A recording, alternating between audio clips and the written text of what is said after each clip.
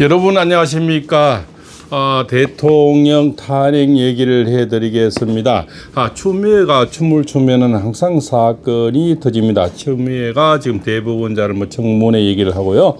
이래서 결국 자충수가 되지 않느냐. 그래서 추미애 사주는 다음 달 음력 9월이 최고로 사고로 치는 그런 운세입니다. 그래서 이 추미애는 58년생인데요. 58년생 이제 음력 9월인데요. 바로 누군가를 밀어내고 누군가에게는 왕따 되는 큰 사고를 치는 운세인데 지금부터 서서히 바람을 일으키고 있는 것 같습니다. 옛날에 추미애가 춤을 추면은 대통령을 만들고요. 또 잔다르크라 추다르크라 그러죠. 그래서 추다르크가 움직이면은 또 뭔가 큰 사건이 일어나는데 옛날 드루킨 사건도 마찬가지죠. 그래서 결국 추미애가 또 한 번 큰 사건을 쳐져서 오히려 더불어민주당의 자충수가 되겠다. 이런 운세가 나옵니다. 일단은 또 우리 윤석열 대통령이 보석 신청을 했는데요. 이것이 원만히 이루어지기를 바라는데 아직까지는 우한이 양력 12월이죠. 양력 12월 달까지는 굉장히 힘든 운세를 지금 흐르고 있습니다. 그래서 이자들이 지금 양손에 떡을 쥐어 잡고 지금 저울질하고 있는 것 같은데요. 이재명은 지금 나라에서 전 세계 왕따가 되고 있는 것 같습니다. 미국 땅에서도 지금 트럼프 의 초청에 가지도 못하고 다른 곳을 지금 돌아다니면서 왕따가 되고 있지 않나 지금 심히 걱정이 되고 있습니다. 자, 난세 영웅이 나타나고 있죠. 난세 영웅은 바로 지겸 부장판사와 바로 대법원장이 되겠습니다. 대법원장이 자리를 굳건히 지켜주면서 지겸 부장판사가 그래도 윤 대통령의 어떤 무죄 판결을 할 수 있는 버팀목이 우리나라의 포청천 역할을 해주고 있다. 이렇게 볼 수가 있죠. 그래서 지금은 지겸 부장판사 대법원장, 그죠? 조희대 대법원장, 그다음에 장동영 이런 운세들이 모든 분이 지금 운세가 굉장히 좋아지고 있는데요. 이것이 전부 삼위일체가 돼서 하나같이 움직여야만이 윤 대통령도 구하고 김건희 여사님도 구한다. 이렇게 볼 수가 있습니다. 이재명은 지금 전 세계 지금 왕따가 되고 있는데요. 지금 뭡니까? 국방 지금 미국 없이도 지금 잘할 수 있다는 이런 이야기를 하면서 결국적으로 한미 동맹에도 지금 위험이 지금 도사리고 있습니다. 한미 동맹은 우리가 메가드 다 장군이 없었고 만약 인천 상륙 작전이 없었으면은 지금 대한민국이 존재할 수가 없겠죠. 기자가 지금 무서운 발언을 하고요. 전 세계적으로 지금 굉장히 위험한 지금 지경에 와 있다. 그리고 지금 달러가 우리 환율이 1,400원까지 오르죠. 이러면서 지금 IMF가 지금 곧 올 수가 있다. IMF 위험 경고 신호가 온다는 겁니다. 그렇게 되면은 이재명이 또 탄핵에 이제는 이야기가 굉장히 많아지고 지지율은 폭락을 하겠지요. 그런 것을 전라도 시인 정재학 시인이 또 이런 좋은 글을 올려놨습니다. 정재학 시인의 글을 읽어드리면서 또 다른 이야기를 해드리고자 합니다. 자, 이재명 나 홀로 국방은 없다. 신라의 삼국 통일을 폄훼할 생각은 없다. 다만 신라의 삼국 통일이 주는 교훈만큼은 잊어서는 안 된다. 는 생각이다. 이는 어쩌면 현재 대한민국 처한 위기를 벗어날 수 있는 지혜가 될 수 있기 때문이다. 신라는 남의 힘을 이용할 줄 아는 국가였다. 스스로는 백제를 이길 수 없고 고구려는 수나라와 당나라를 물리친 강대한 국가였다. 겨우 낮의 동맹을 이제 맺어 백제의 힘을 빌려야만이 국가를 유지할 수 있었다. 신라와 백제를 낮의 동맹이라 그러죠. 그리하여 신라는 나 홀로 국방을 고집하지 않은 국가였다. 신라가 초강대국 당나라를 이용하여 국난을 이기고자 한 전략은 신라의 입장에서는 신의 한 수였다.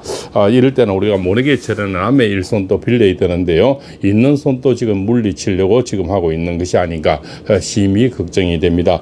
그것은 외교의 힘이었다. 김춘추는 외교의 달인이었다. 그는 백제를 치기 위해 고구려를 찾아갔고 또한 당나라를 찾아갔다. 그리고 당나라의 힘을 빌려 마침내 660년 백제를 멸망시켰다. 이렇게 나오죠. 그렇습니다. 그 김전주는 신라죠.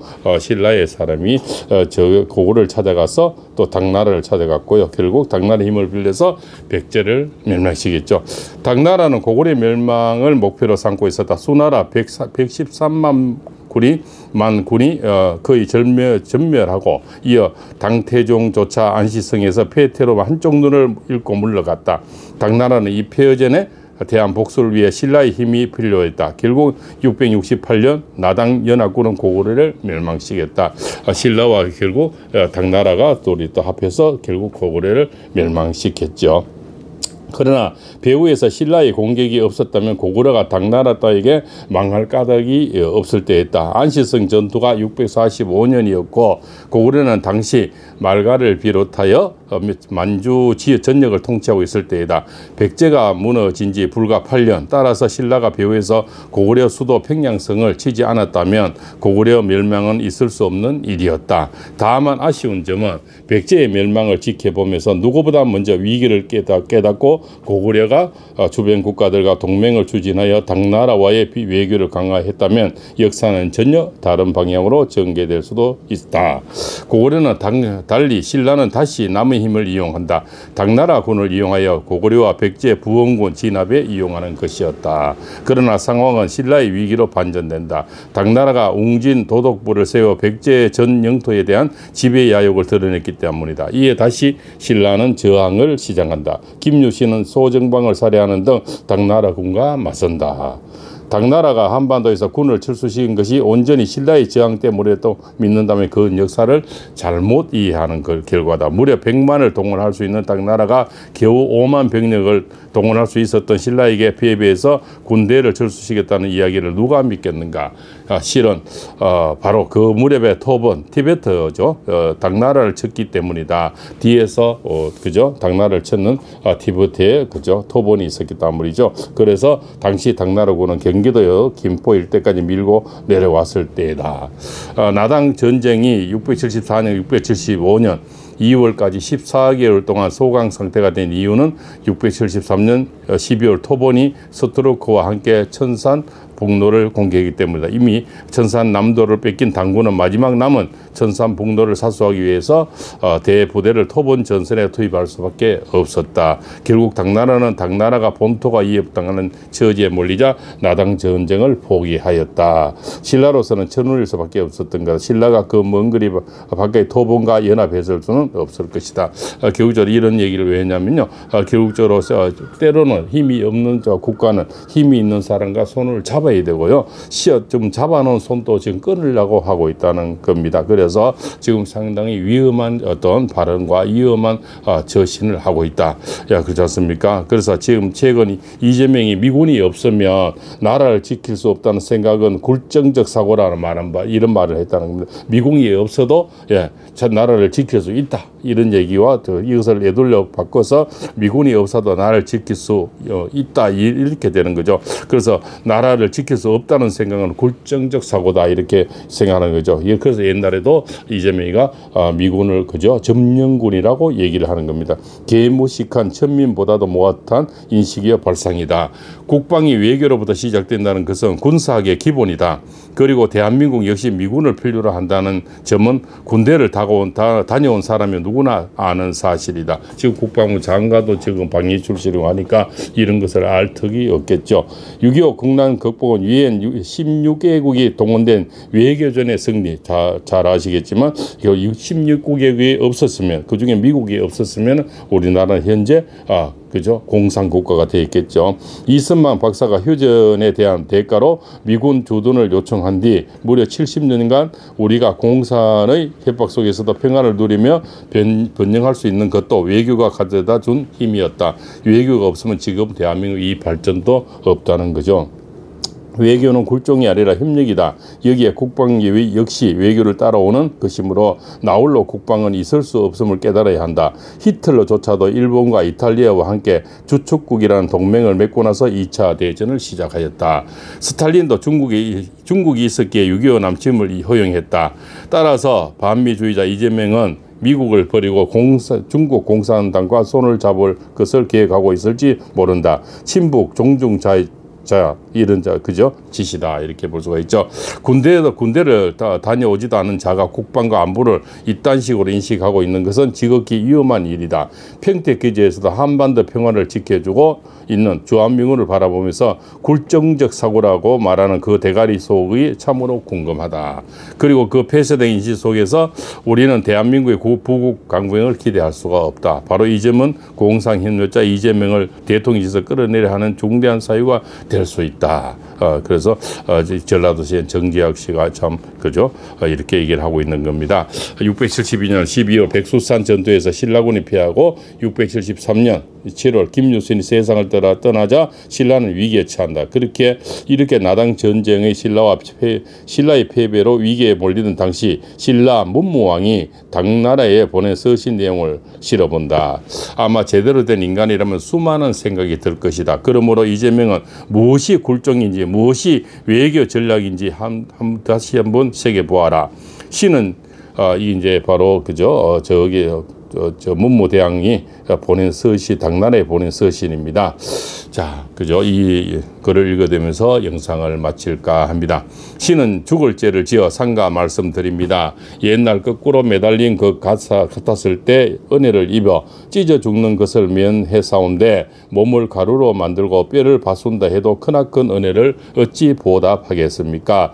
머리를 깨뜨리고 죄가 될지언정 그 자유로움을 어찌 다 갚을 수가 있겠습니까? 이제 흉악한 역적의 이름을 쓰게 되어 용서받기 어려운 죄인이 되어 사온데 신이 형벌을 받아 죽는다면 살아서는 천자의 명을 거스린 신하가 되고 죽어서는 은혜를 저버린 귀신이 될까 두렵습니다. 피눈물을 흘리며 조정의 처분을 기다려오니 신은 머리를 조아리고 또 조아리며 죽을 죄를 지었음을 아뢰옵니다. 문무왕은 당 고정을 달래기 위해 이런 편지를 3번이나 보낸다. 이때가 672년 고구려가 멸망한 지 4년이 지났을 때이다. 그죠? 그래서 때로는 이 외교란 것은 참 필요해서 안고 가기도 하고, 그죠?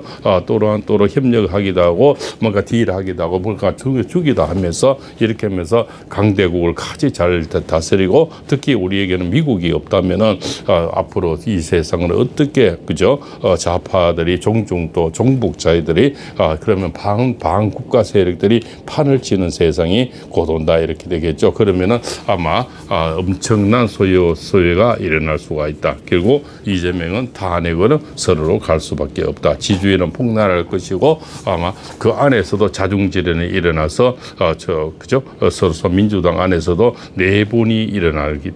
그래서 이재명은 정청래나 김어준이나 조국이나 오랫동안 하는 꼴은 볼 수가 없죠.